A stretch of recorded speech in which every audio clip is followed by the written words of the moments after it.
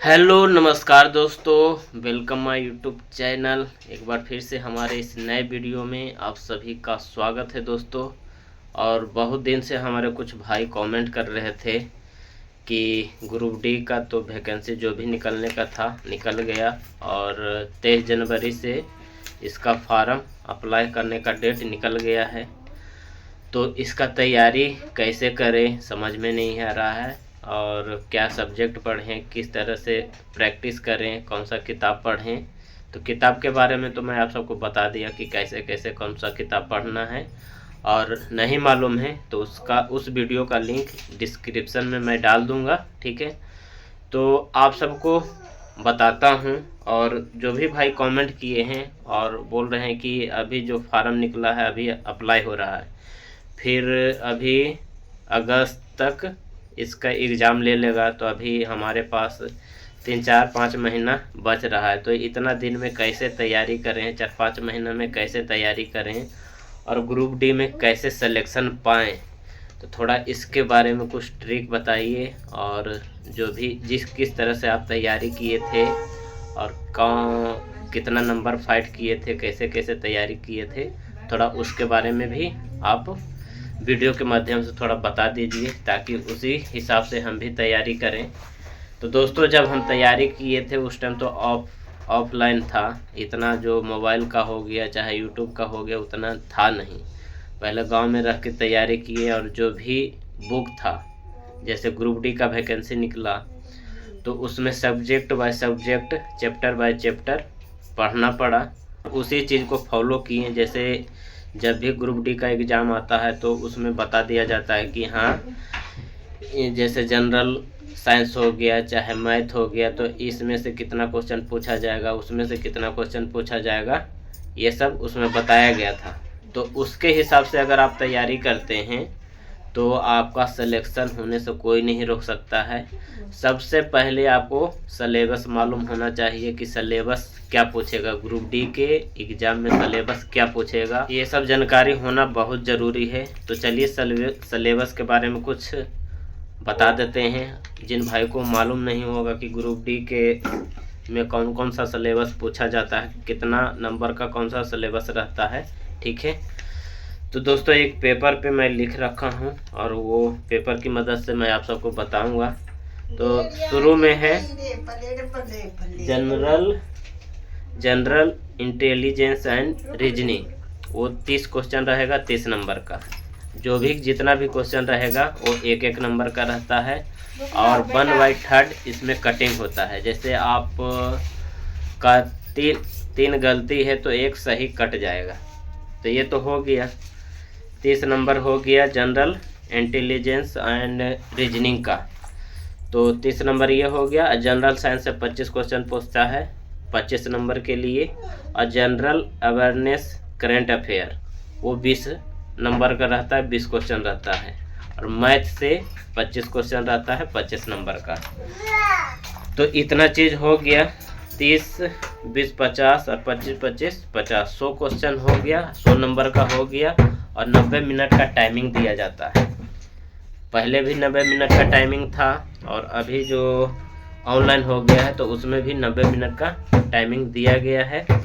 और इतना देर में आपको 100 क्वेश्चन फाइट करना है, और जो भी मैथ हो गया, रीजनिंग हो गया, उसी में आपको बनाना है। तो दोस्तों, ये तो सिलेबस के बारे में आप सबको बता दिए कि कौन सा सिलेबस है और किस में से कितना क्वेश्चन पूछा जाएगा। अब ये आप सबको बताते हैं कि किसको ज़्यादा टाइम देना है। जैसे कि आपको रीजनिंग हो गया, तो रीजनिंग अगर अच्छी तरह से तैयारी कर लेते हैं तो रीजनिंग में अगर रीजनिंग जो भी बना लेगा तो उसका 30 नंबर इधर उधर कहीं घसकने वाला नहीं है। और मैथ हो गया, अगर मैथ का वो प्रैक्टिस अच्छी तरह से कर लेते हैं, उसमें भी सब्जेक्ट बाय सब्जेक्ट दिया हुआ है। जैसे शकीर अहमद का हो गया, और भी बहुत सारा मैथ का बुक है, वो सब ले सकते हैं और उससे तैयारी कर सकते हैं। पाइप एंड टंकी हो गया, LCM हो गया, बहुत सारा उसमें चैप्टर है। सभी चैप्टर को अच्छी तरह से कंप्लीट करना है और बनाना है।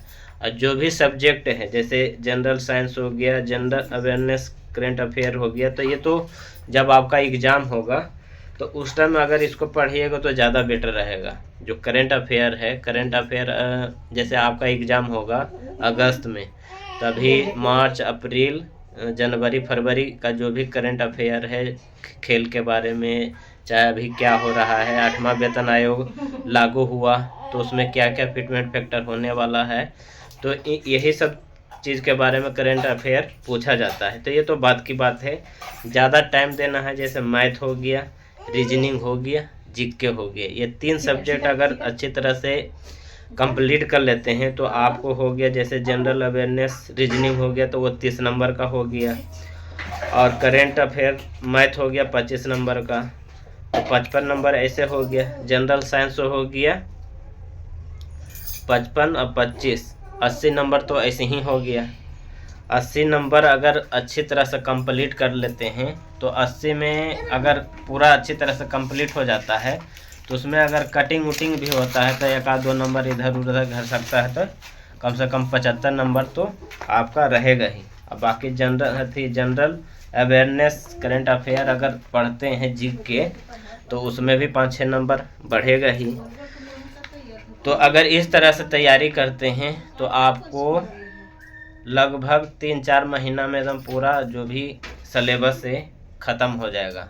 और सभी सब्जेक्ट को डेली 2-2 घंटा देना है। जैसे रीजनिंग हो गया, जनरल इंटेलिजेंस हो गया तो उसको 2 घंटा देना, जनरल साइंस हो गया उसको 2 घंटा देना है, मैथ हो गया तो मैथ को हम कहते हैं कि 3 घंटा दीजिए, काहे कि इसको प्रैक्टिस करना और बनाने में टाइम लगता है, तो इसको 3 घंटा दीजिए।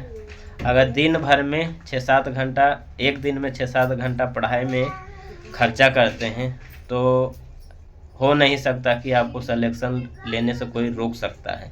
एकदम 101% है कि सिलेक्शन होगा ही।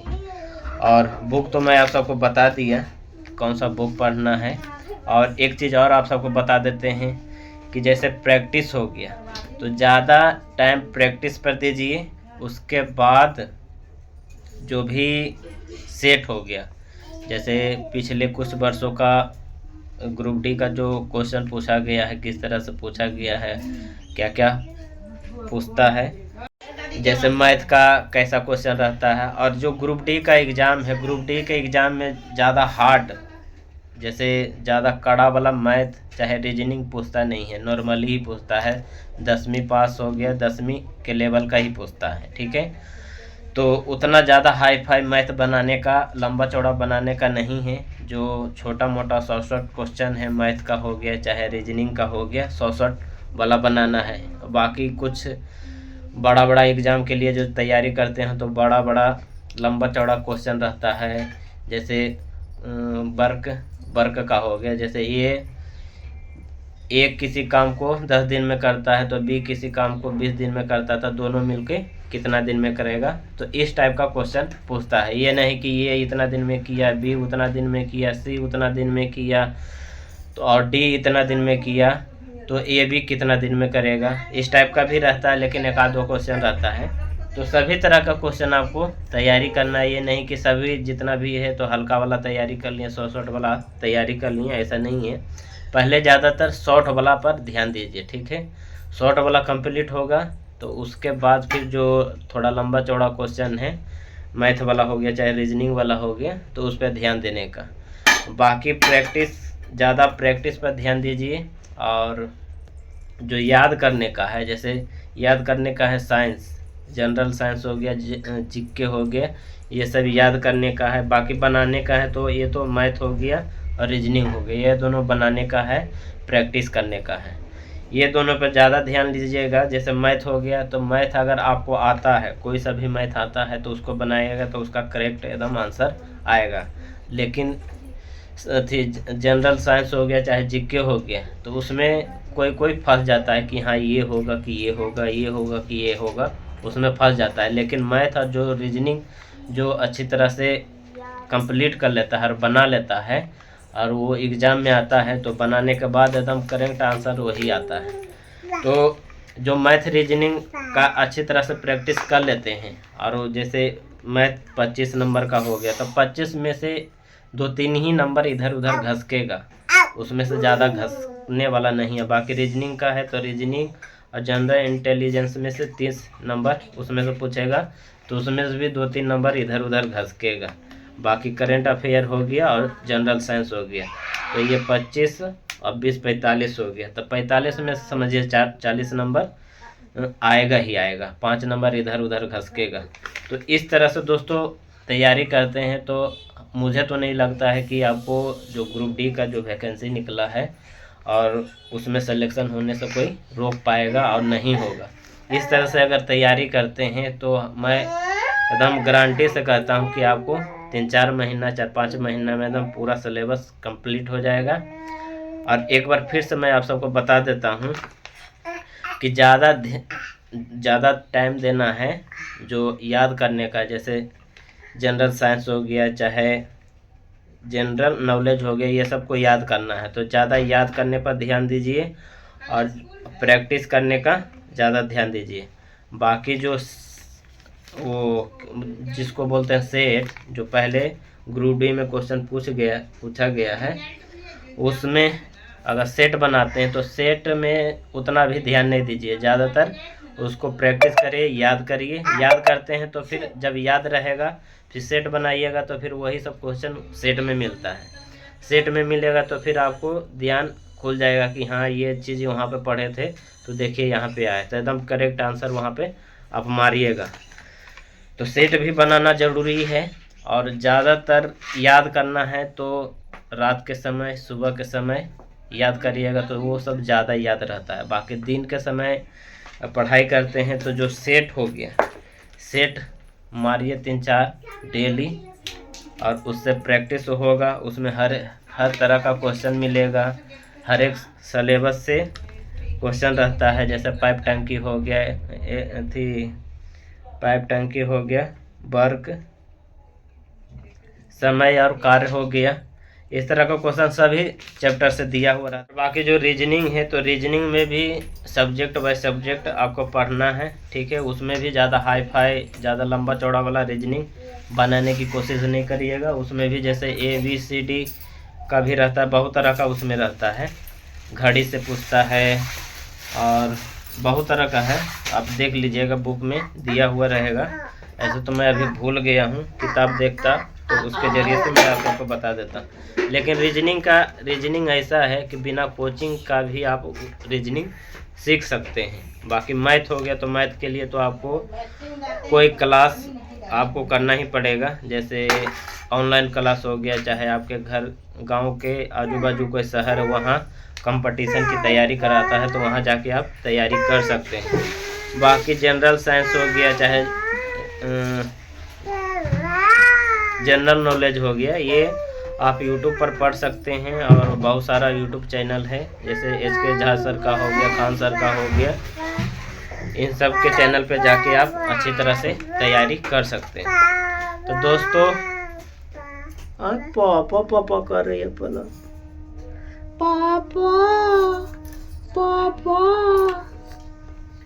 तो दोस्तों जो भी बताने का था और इस वीडियो के माध्यम से जो भी बताया, जो भी मैं आप सबको दिखाया, तो दिखा तो दिया ही। अगर कुछ डाउट रहा, कुछ पूछने का रहा तो प्लीज़ कमेंट करिएगा, कमेंट के ज़रिए मैं आप सबको बता दूंगा।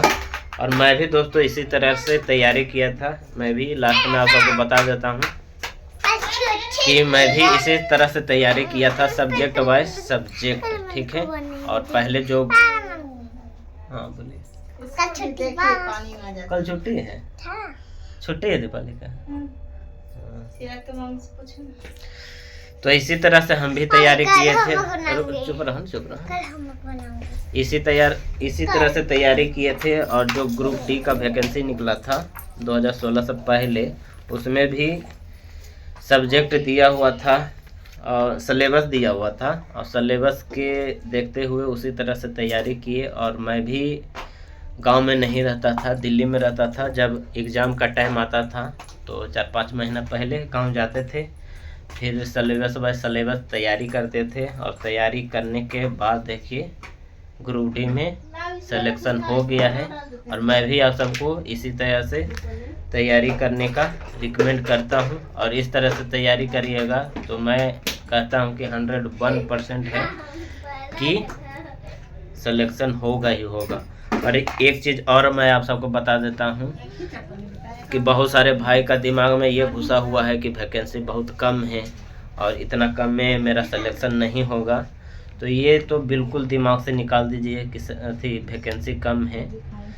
वैकेंसी मैं बताता हूँ कि 102-103% बताता हूँ कि वैकेंसी बढ़ेगा ग्रुप डी का। आप सिर्फ तैयारी करिए और अच्छी लगन से मेहनत से तैयारी करिए, दिन रात एक कर दीजिए।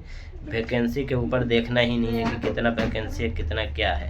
आप सिलेबस के हिसाब से पढ़िएगा तो सिलेक्शन लेने से कोई नहीं रोक सकता है, ठीक है। चाहे वैकेंसी एक ही हो चाहे दो ही हो, लेकिन आपका तैयारी एकदम अच्छी तरह से कंप्लीट होना चाहिए, ठीक है।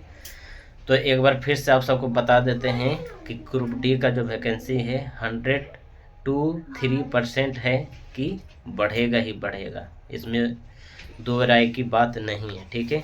तो दोस्तों वीडियो को यहीं पे समाप्त करते हैं, फिर नेक्स्ट वीडियो में आप सबसे मिलेंगे। तो जब तक के लिए बाय दोस्तों।